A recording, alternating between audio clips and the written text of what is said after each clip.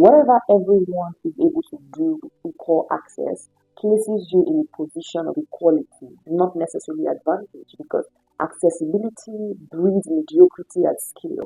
And the only way to step into your superior advantage is really to do the opposite of what everyone else is doing. The masses are playing checkers with AI, while the real players, they're teaching themselves chess while everyone else is distracted by the pieces. In today's video, I want to show you how to get ahead of most people in this age of AI, and I'm specifically a little bit of my philosophy of what this era is bringing us into. It has never been more easier to elevate yourself above what I refer to as the mass amateurism of your environment or industry. It's never been more easier to differentiate yourself from the status quo.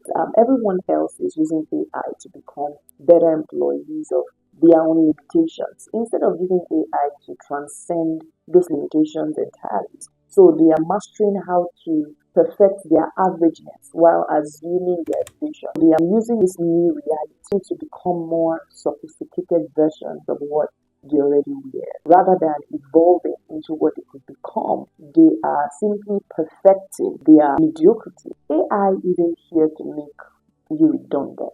Actually, and I believe that it's here to make your highest level thinking and your essential humanness irreplaceable. If you want to get ahead of most people using AI, then I'm going to share with you 4 ideas that would fundamentally shift how you approach AI and, more importantly, how you approach your own genius and your personal growth. These are not going to be productivity or prompt engineering techniques as you know it or as it's familiar.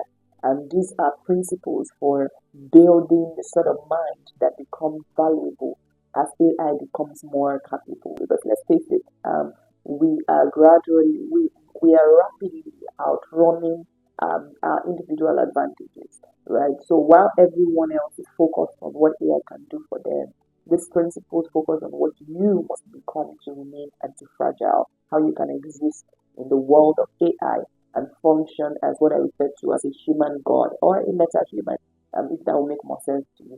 Now, the first thing is you want to train yourself to think at the highest level. Listen, in this age, you want to expand your capacity to build a mental depth and thought power.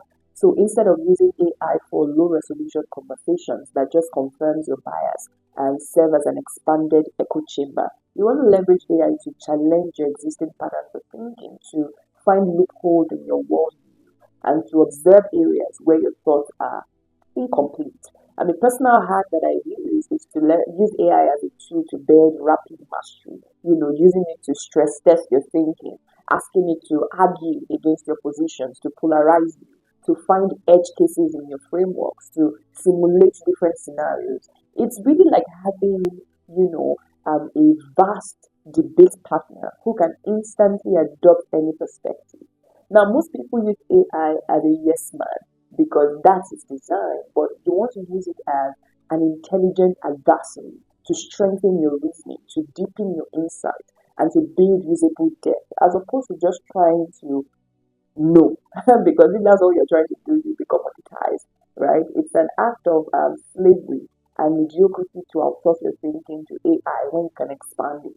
Because if you haven't noticed, and I believe that you should have, AI is a mirror, right? It's a mirror, and the idea that it would necessarily replace your coach or your therapist is really a bold assumption, in my opinion, that you can think without your own biases. So train yourself to think deeply, to think at the highest level.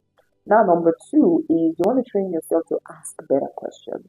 The answers are always the questions, right? You guys know I would always say this. The interesting thing is you can use AI to do this, to learn how to do this, to master how to do this, right?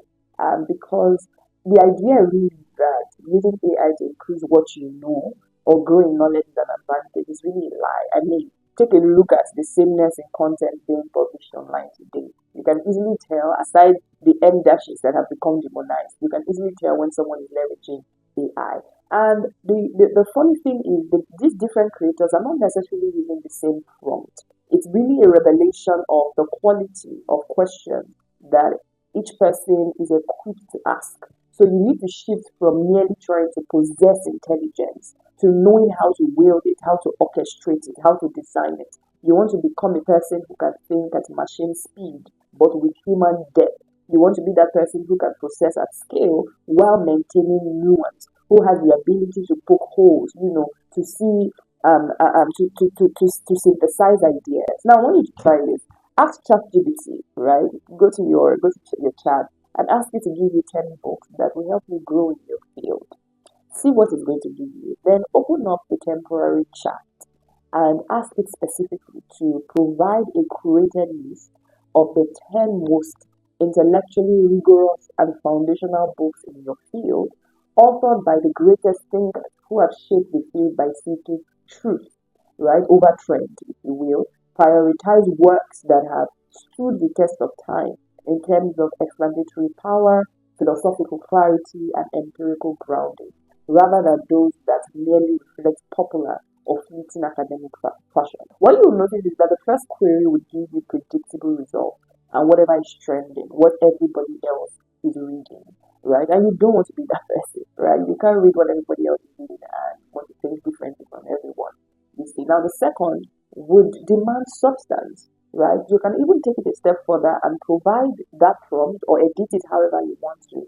Then continue by stating your purpose, the reason why you seek that content at a certain depth, and ask ChatGPT that it provides a more sophisticated prompt that sort of captures your intent.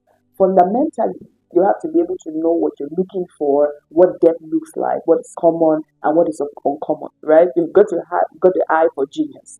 That's fundamental. So don't just ask for what you need. Ask for what reveals what you don't know you need.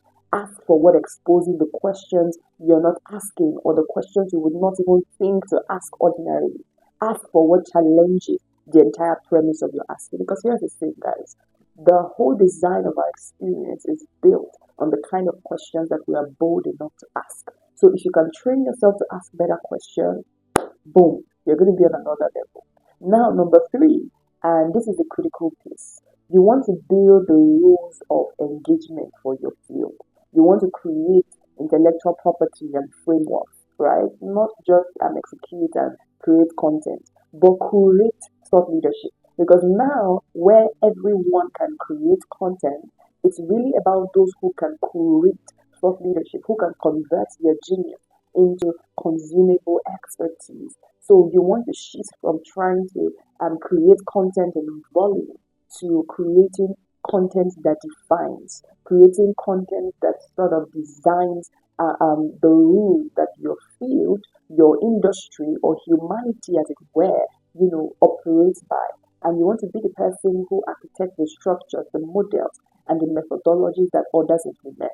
I want you to think as a category owner, not just as an operator within this movement. And finally, you want to master system design. You want to leverage AI to create systems that make you what you are, a human god.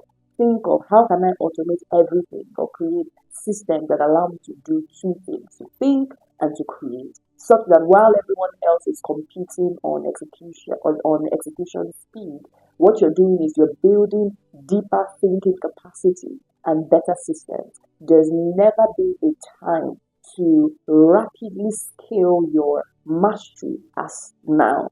But a lot of people are simply trying to perfect their limitations. They are simply trying to perfect their mediocrity. They are simply trying to enhance their averageness. Now, here's the thing though, there is no telling that there are individual advantages anymore on the scale of this technology. It's rapidly, growing fast. But what it sure reveals is the reality of what it would mean to be human and how we can affect our world or the world in ways that allows other humans experience more fully, right? Connection is really going to be a big deal.